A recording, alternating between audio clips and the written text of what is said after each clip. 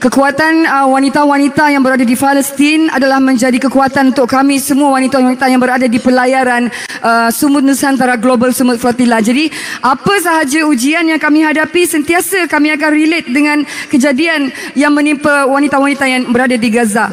Macam mana mungkin ada yang tahu ketika berlakunya interception, saya dan juga Ardel adalah orang yang terawal juga sampai di Ashdod port tu, dan saya dijemur selama 1 jam setengah di bawah teriknya matahari bersama dengan rakan saya iaitu Rana Hamidah yang berasal dari Palestin.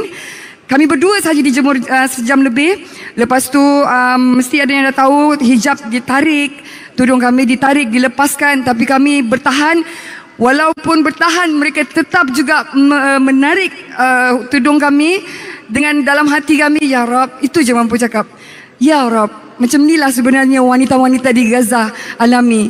Dan apabila kami dibawa lagi ke tempat yang seterusnya untuk cek pasport, di situ saya dapat keberanian sebab diorang IOF ni sangat-sangat orang kata terlalu happy.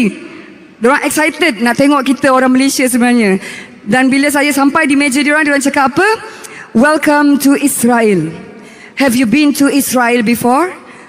Dengan beraninya, dengan yakinnya, dengan kekuatan yang Allah bagi dekat saya cakap dekat dia, maybe you should open and read the first page of my passport that you are not recognized in my country. Dan dari situ mereka campak pasport saya dan saya diheret untuk pergi lagi ke meja yang seterusnya. Situ saya dapat kekuatan, saya tak akan berhenti mengalah. Saya akan bertahan bersabar untuk menghadapi demi saudara kita yang berada di Palestin, insya-Allah.